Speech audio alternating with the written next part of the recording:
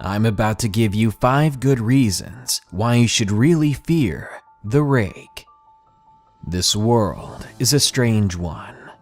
You might think the Rake is just a creepypasta, but to all of you about to comment that, think again. Creatures of that very same description have been sighted all over the globe for centuries. The Rake is a smallish humanoid creature with pale, hairless skin that torments you in your sleep and waking life. And these allegedly true stories might just show us how real the Rake can be. But first, if you've ever spotted a creepy creature in the UK, send me your story at darknessprevails.org. I'd love to read it. Thank you. Now, don't close your eyes for too long. When you open them again, something might just be sitting on the edge of your bed. Number 1. Humanoid in the Woods. Submitted by William R. This happened to me and a friend of mine, let's call him Kyle, during our 6th grade year of middle school 6 years ago. We lived really close to each other on an old gravel road in the woods, and we would go to each other's houses quite frequently after school. We would often meet each other at a corner halfway between our houses, then we would walk together to either one's house. So as usual, one day we met up and we began to go to his house. We made it there okay, so we decided to go to one of the mini forts that we made for airsoft or just hanging out. We went to what we called the metal tent, because it was a tent-shaped structure made of metal sheeting from scrap parts nearby. There was also a babbling creek next to it. When we got to the fort, we noticed that most of it had been stripped and a crude trail laid down to the stream from where the fort was. We saw parts of our fort scattered all over, as if the place had been attacked. We even found pieces of it down by the stream. Trying to think of an answer, we thought that his brother could have done this, but that didn't make sense because his brother had moved away not too long ago. We then thought that the wind blew it all away, and it just slid down to the stream like that. But we'd never had any problems with the wind before. That structure had been standing as it was for years now. We were running out of theories, so I decided to walk a little ways past our wrecked fort. Maybe I was looking for more evidence, I'm not really sure, when I suddenly heard something rustling in the bushes ahead of me. I didn't think much of it, figuring it was probably a harmless or small forest animal. I had no reason to be afraid. But then I heard loud breathing coming from the direction of the animal, and I saw something that I've never seen before, something I believe I wasn't supposed to see. It was crouched on all fours. Its legs were human-like, but they were incredibly thin, legs that looked like they couldn't hold up any weight. Then I could see its forearms. They were just as thin as the legs. And then I saw its hands. Its fingers were long and ended in points, each finger at least the length of twice my middle finger. Its body was completely bald and hairless, and its skin was pale. It began to crawl out of the bushes, showing me its face, and soon I found myself unable to look away from the deep black pits of its eyes. I'd never seen anything like it before, not even in my nightmares. I honestly thought it was a sick or infected homeless man or hermit out in the woods, but I pushed that thought out of my head. This thing was no man, because when it screamed, it made a sound that was far from human. It was more like the pained cry of a pig or frog, or even a wounded elk. At this point, my friend heard it too, and came running to check on me. He walked up to me and soon saw this thing. We looked at each other, then bolted out of there. My heart sank when I heard the sickeningly weird sound of its footsteps behind us. Luckily, we made it out of the woods fast enough and into his front yard. The creature didn't follow us past the tree line, but it did stare at us for a while before proceeding deeper back into the woods, and finally out of sight. As soon as I regained my own consciousness, I looked at my friend and asked him to walk me home. I didn't want to stay any longer. A couple of days later, I decided to walk over and meet him at our meeting corner again. When I got there, he was freaking out, nearly in tears. He told me that thing had come back, making the screeching noises again, stomping through the brush and snapping twigs around the tree line, as if to let him know that that was its territory and no longer ours. We waited at his meeting place at the corner, resting for a bit, then finally decided to go to his house. I couldn't be more thankful that that night was uneventful. Later on, we did tell his parents of our sightings of this creature, and they ended up putting up a trail cam or two in the woods nearby, but they never caught any pictures of it, and that was the last we saw or heard from the thing again. We don't know if the creature tore up our fort, and if it did, we have no idea why. But it did take us a couple of years for the courage to return to us before we went back to the woods and rebuilt the fort. Number 2. Rake Sighting. Submitted by Sophia.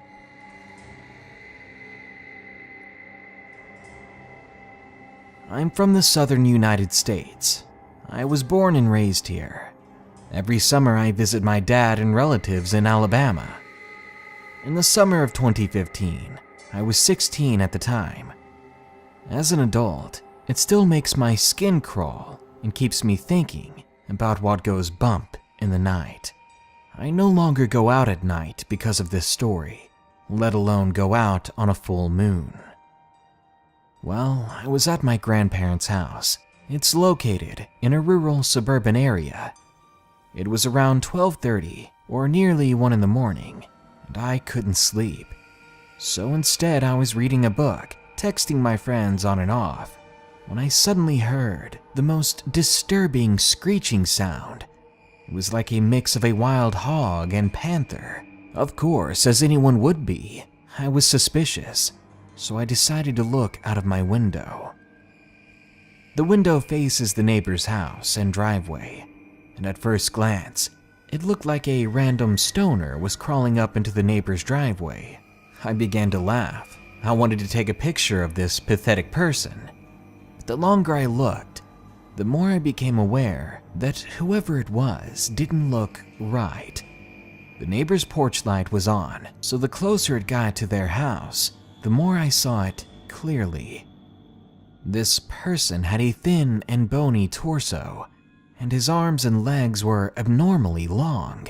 His whole body was moving like some sort of spider. He was wearing no clothes, and his skin was pale and gray. He was completely hairless. It was some sort of nightmare caricature. It was wrong in many ways. My laugh began to fade, and the smile disappeared from my face as my stomach dropped. I realized this was no person that I was looking at. It was crawling very slowly up their driveway. It felt like I was staring at it for an hour. Its head was moving from side to side, sniffing the air like it was hunting for something. Then the animal stopped moving. It turned its head and looked me dead in the eye through my window. Its eyes seemed to glow in the moonlight, and in its mouth glistened what appeared to be fangs and a long pointed tongue. In a split second, the creature was crawling at top speed down the driveway and into my grandparents' yard. I covered my mouth to muffle a scream, and I hid away from the window. I closed my eyes because I was scared for my life at this point. A long 5 minutes later, the creature let out another screech. This one was right outside of the house. I finally decided to get up and lay down to calm myself. All night until the sun rose, I heard something tapping at the window, something breathing just outside. It was there for hours, and for as long as I could still hear it, the tears would not stop pouring down my face. I was so horrified that when the sun finally came, I was overwhelmed with euphoria. After that, I searched all over the internet to try to figure out what this thing was. I never told anyone. I never knew what it truly was until last year at a Halloween party. A group of friends and I were sharing our most terrifying true stories. My friend Ray pulled me to the side and said, "What you just talked about, it's something called the Rake." I almost laughed at the name. What is that, I thought. He then showed me a picture of the thing, and my adrenaline skyrocketed. The picture of the Rake looked exactly like the creature I saw that summer. My face drained of all color. My friend made that, "Okay, I'm sorry, I'll shut up" look. He didn't say much about it afterwards, and we dropped the subject. Today, if I ever hear a small tap at the window or rustling just outside, I become instantly awake, and I can't stop shaking. Number 3. The Screeching Rake.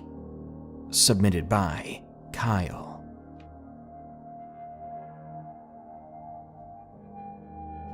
I'm a 24-year-old guy, and I do a lot of woodworking, usually accompanied with my friend James. We have a shop that's located in a very rural area in the eastern United States. It's surrounded by dense forest and a large field on the right side of our building. Now, to start the story, James and I were wrapping up a long night in the shop. It was probably around midnight by the time we were finally done. We were cleaning up and getting ready to shut down for the night when we both thought we heard a strange screeching sound in the distance. We were chilled for a moment, but concluded that it was just a coyote, as frequently we'd seen a lot of them hanging around there, and we thought nothing more of it. The real terror began as we were about to head home. We were shutting off all the lights and locking the door. James was getting into his truck, and I finished locking the front door and went over to his driver's side door. He was complaining about how he dropped his phone in the mud when we both stopped dead in our tracks. The sound came again, except this time it was far louder and a lot more drawn out. The best way I can describe it is a mix between a drunk old man yelling with a sharp hissing sound. James looks at me in absolute shock and mumbles, "What the heck was that?" I couldn't even choke an answer because I was just as clueless. As soon as I came back to my senses, I scrambled around the truck to the passenger door and I got inside with him. We sat there quietly for about 10 minutes with no incidents. James was always an adrenaline junkie and got curious when he got scared. He looked at me and he said, "We need to go see what that thing was." And I replied, "No, are you crazy? Relax, we're inside the truck. Whatever's out there can't get us in here." Feeling a bit more relieved, I agreed because honestly, I was curious myself. So he grabbed the spotlight from the back seat, and we began to slowly drive through the field towards the hill that went up to the woods. The way that the forest is set up is rather strange. It's in the shape of an L around the building, with the path in the middle going up to a large hill, with another field at the top. I rolled down my window about halfway, and I turned on the spotlight. What I saw next will probably haunt me forever. I made the mistake of shining the light up the path, and at the very top, roughly 100 yards away, was a very strange-looking creature. It was rather large on all fours, and it was really skinny. Probably most disturbing was its pale, nearly gray color. It looked like a very tall man trying to act like a dog, and its eyes were the scariest part. They were locked onto us like a statue. The eyes were glowing vibrantly. Then, in a literal fraction of a second, the thing took off to my left. It was gone by the time I blinked. But being that it was so far away, we had convinced each other that it was simply a coyote. We decided to head in its direction in order to lead it away from our property. When we got to the top of the hill, we took a left into the creature's direction, which headed into the next field. Now, this field has much more vegetation than the last. You have to go to the very end in order to turn around where there is a loop path. It's the only spot that allows you to do so. We get into this next field, and we follow the trail. I'm scanning the field with the spotlight as James drives ever slowly. We stop the truck immediately when we both hear a lot of rustling in the grass beside us. We couldn't see a thing due to the thickness of the grass. The only thing we could hear at the moment was that whatever it was moving unbelievably fast. The noises stopped, so we continued on. We were nearing the end of the field, which goes slightly further uphill and gives a good view of the field we're in. As we were turning around to go back, I noticed something in the blackness about 100 feet away. It was a tall and slender figure, much taller than the grass around it, which was strange because the grass itself was about as tall as our truck. To say the least, I wish it would have been a tree, but no. As we turned towards it for the headlights to see the figure, we realized it was the same thing from before. This time, it was standing on 2 legs. Again, in an instant, it went back down on all 4s and bolted into the grass. About 10 seconds later, it bolted across the path into the patch of forest that was a border to the other field that our building was in.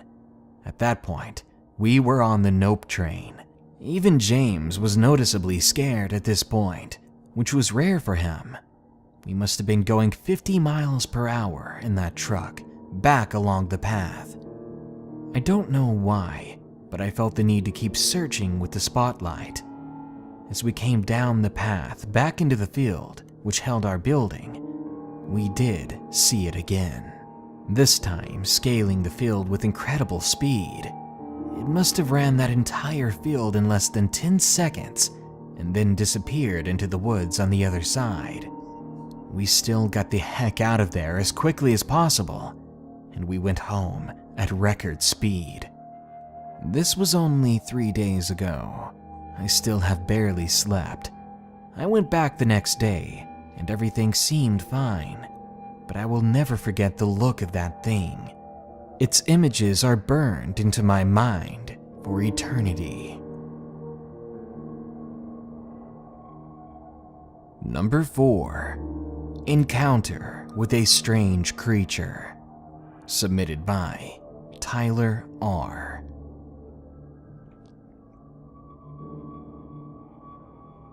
I live in a small town with my brother and grandparents in Southern Virginia, about an hour away from Richmond. Living in a country-like area, you're bound to see or experience weird things, but this encounter happened to me while I was staying at my mom's house. My mom lives in a suburb in Richmond. Behind her house is about 30 or so acres of woods. I don't know who or if anyone owns it. This was during our summer break. My mom works as a nurse for an elderly lady, so she's forced to spend the night at work Sunday through Wednesday. This happened on a Tuesday night. Everyone had gone to bed except for me. I was up smoking and clearing my mind. It was a warm summer night, and I sat at the bottom of the deck stairs and packed my pipe. For whatever reason, I looked up towards the wooded area. Standing just behind the chain link fence, I saw what appeared to be a figure hunched over it. I couldn't tell if it was facing towards me or away from me. I paused for a moment. At first, I thought surely it's just an oddly shaped stump, but at that moment, I saw the figure stand up. Bear in mind, I hadn't smoked yet, as this figure interrupted me, so I was sitting absolutely still, holding my pipe looking at the figure.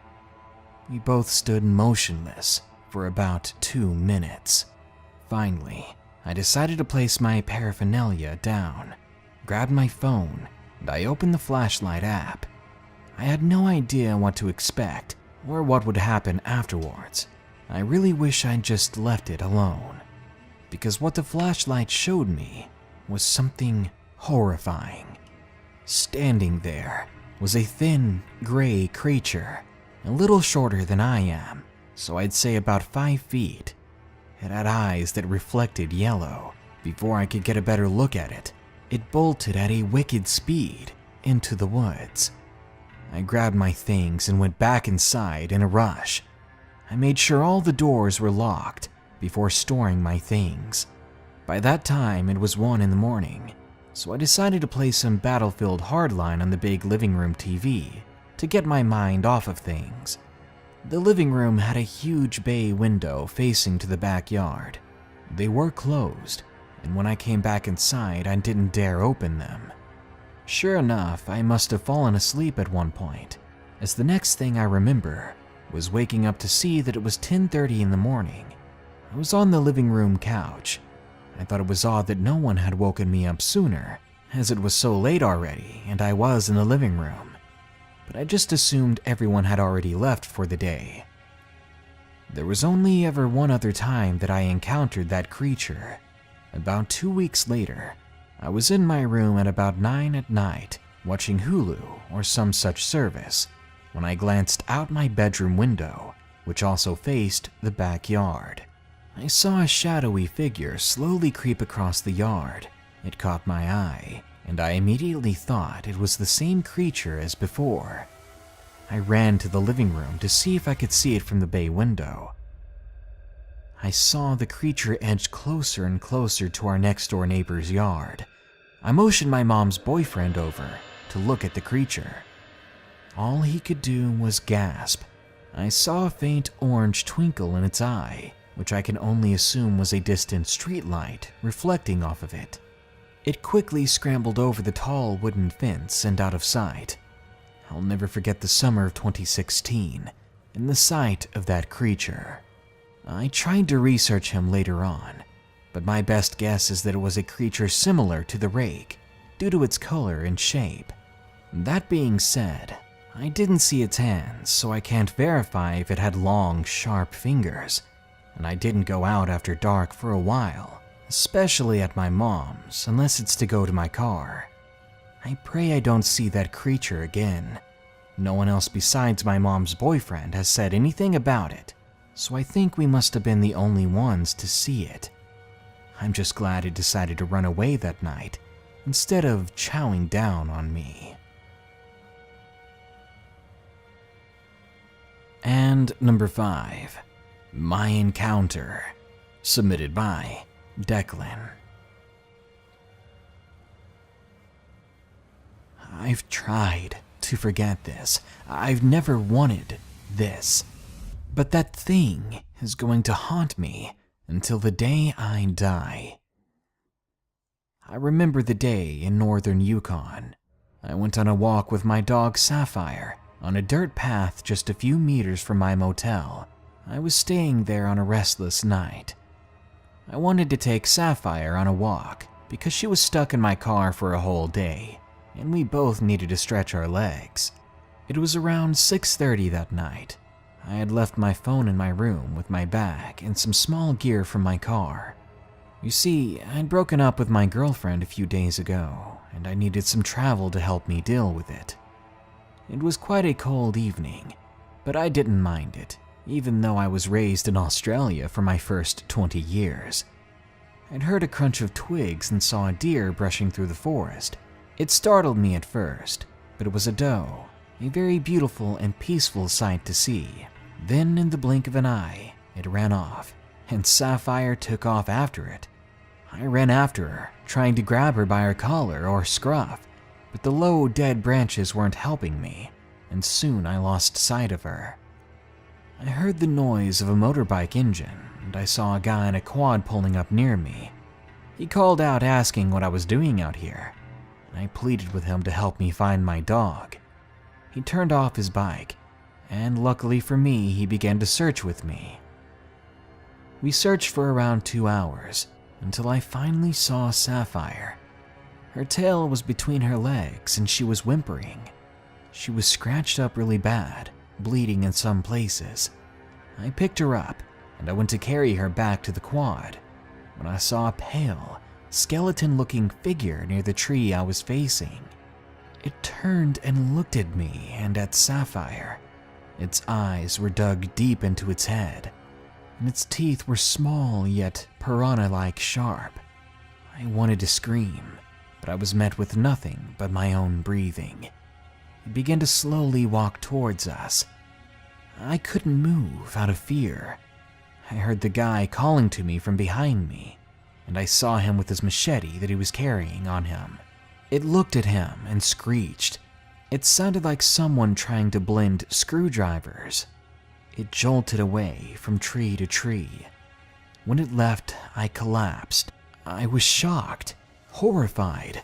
I felt the guy place his hand on me and told me to follow him back to the quad fast so that we could go back to the motel. We called the vets and they sent a vet over. Luckily, Sapphire was fine, but the vet had no idea what caused those scratches. They soon left and I could not fall asleep. So I pulled out my laptop and I began Googling things, trying to find out what I saw that day. 2 things came up in the search: the Rake and the Wendigo. I wouldn't believe it if I never saw it, but I did, and I wanted to die when I was staring at it. I never want to see anything like that again, but I have to face my demons someday. But no one should ever have to encounter the Wendigo or the Rake in their lifetime.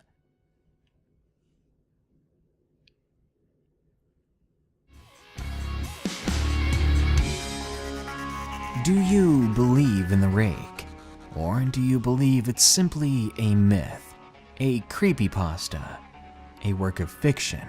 If we can agree on one thing though, it's that people from all over are seeing something bizarre, something thin and pale and barely human shape, something you don't want to wake up to with its face staring at you from beside your bed. Good night. Be sure to like, share, comment, and subscribe if you enjoyed the video.